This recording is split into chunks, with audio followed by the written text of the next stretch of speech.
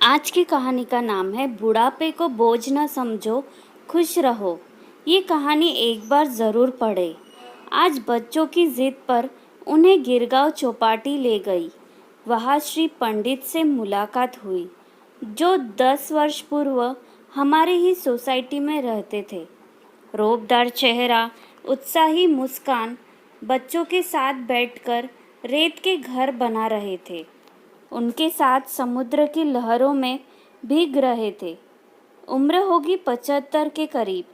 सुखी जीवन के पहलू खुलते खुलते जीवन के उतार चढ़ाव भी उनकी आंखों से, बातों से परिलक्षित हो रहे थे। 6 साल पहले पत्नी चल बसी। लड़के लड़कियां सुस्थिर, विवाहित, उच्च पद पर और फिर आर्थिक सघनता।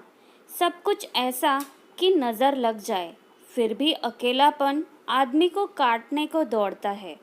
परंतु इसका एहसास हो इसके पहले ही एक सुंदर से आश्रम, वृद्धाश्रम में प्रवेश ले लिया और जीवन संध्या जैसे महक उठी।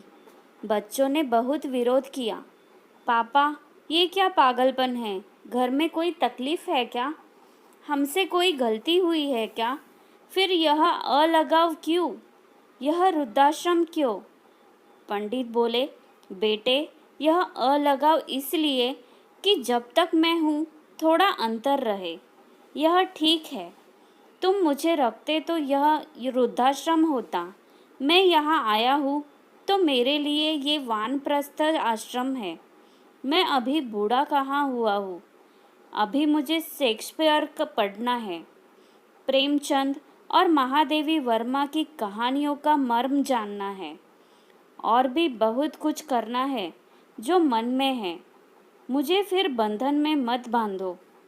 यदि कहे तो वो एक फ़ोन की दूरी पर है, या फिर उनके लिए मैं इस दुनिया में ही हूँ या नहीं।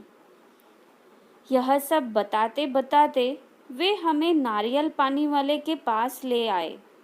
छोटे बच्चे जैसे उत्साह में बोले, भैया मलाई निकाल के दो ना। नवजीवन का उत्साह जैसे उनके अंग अंग में भरा था। इन किया हुआ चेक का रंगीन शर्ट, ब्राउन जीन्स की महंगी ब्रांडेड पैंट, सिर पर कैप। इस उम्र में भी यह सलीका, पर इन सबसे सुंदर था उनका जीवन के प्रति उत्साह। मैं टकटकी लगाकर जैसे देखती रह गई। यहाँ तो कहीं भी निराशा का न और बुढ़ापे का ब नहीं था तो सिर्फ ताज़े फूलों जैसे खिले जीवन की ओर देखने का दृष्टिकोण। मैं बहुत प्रभावित हुई। उनका पता मांगा तो बोले, यदि दे भी दूँ तो आज की पीढ़ी के पास समय कहाँ है।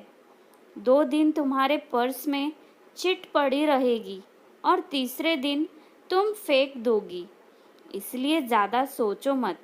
यदि किस्मत में रहा तो फिर मिलेंगे, और यदि नहीं रहा तो पता देकर भी क्या उपयोग। और वह आकृति दूर दूर जाकर धूसर होती चली गई। श्री पंडित से मिलने के बाद आज बार बार आंखों के आगे पांडे चाचा जी का उदास खोया खोया चेहरा नजर आ रहा था। सच, दोनों में कितना अंतर था। चाचा जी तो बेचारे मशीन बनकर रह गए थे।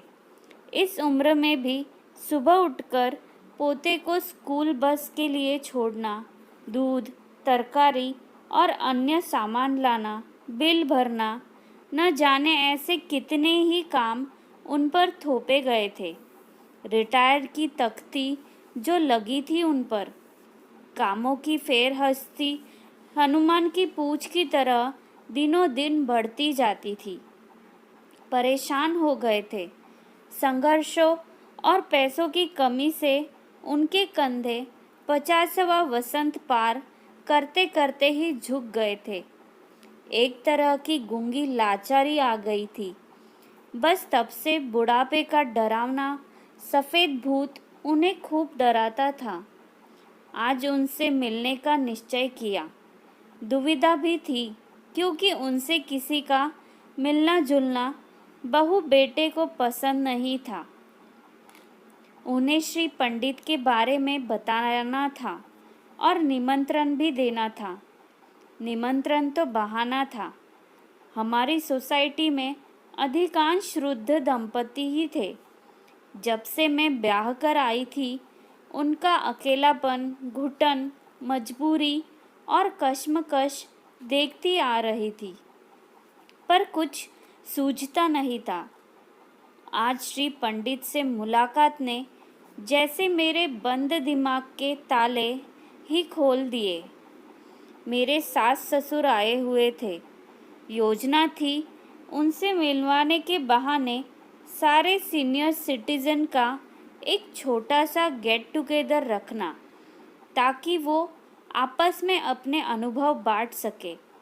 फिर किसी तरह कोशिश कर उन्हें नियमित अंतराल के बाद मिलवाना।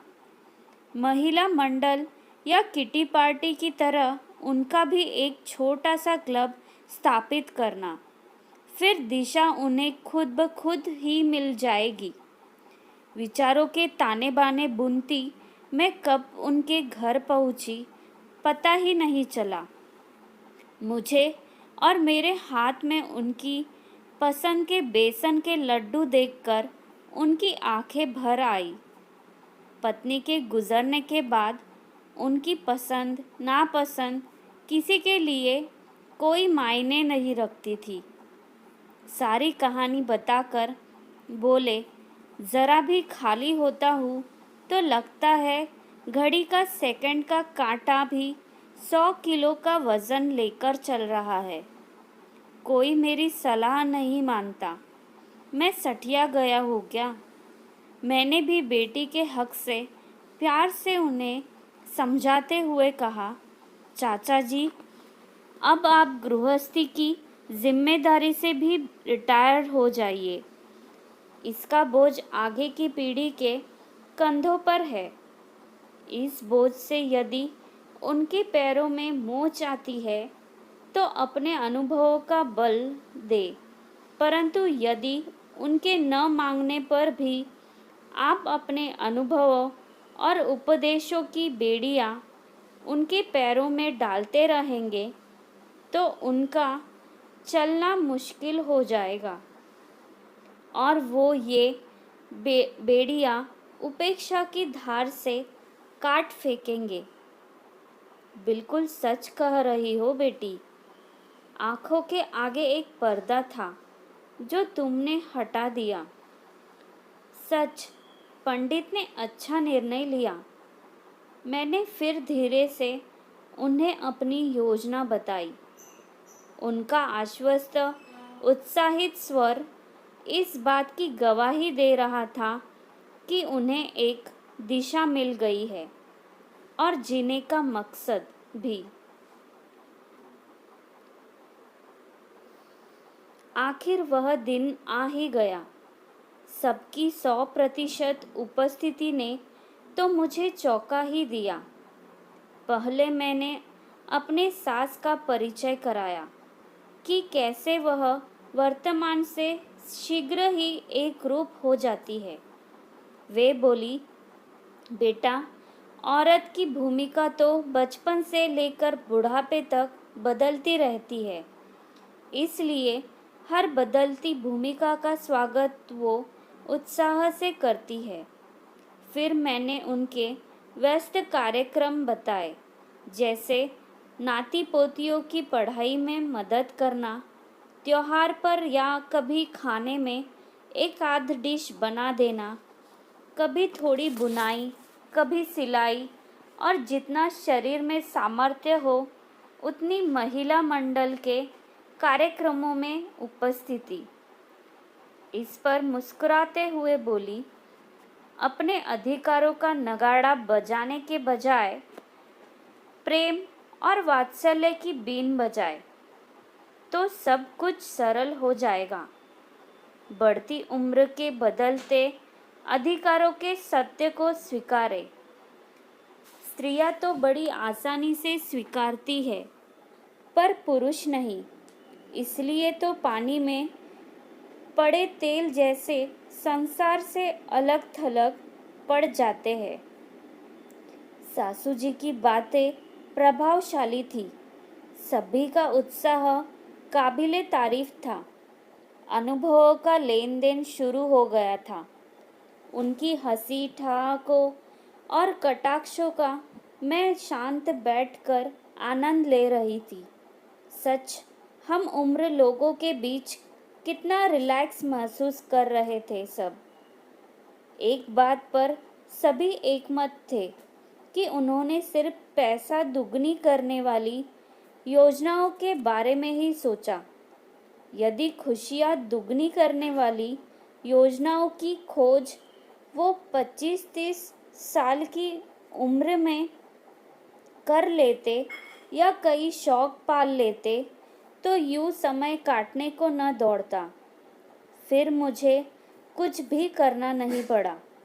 कड़ियाँ जुड़ती गई। अगली बार मिलने की तारीख भी तय हो गई।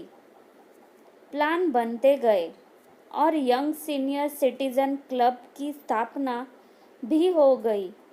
नाम के अनुसार ही उनका जोश और उत्साह देखने लायक था।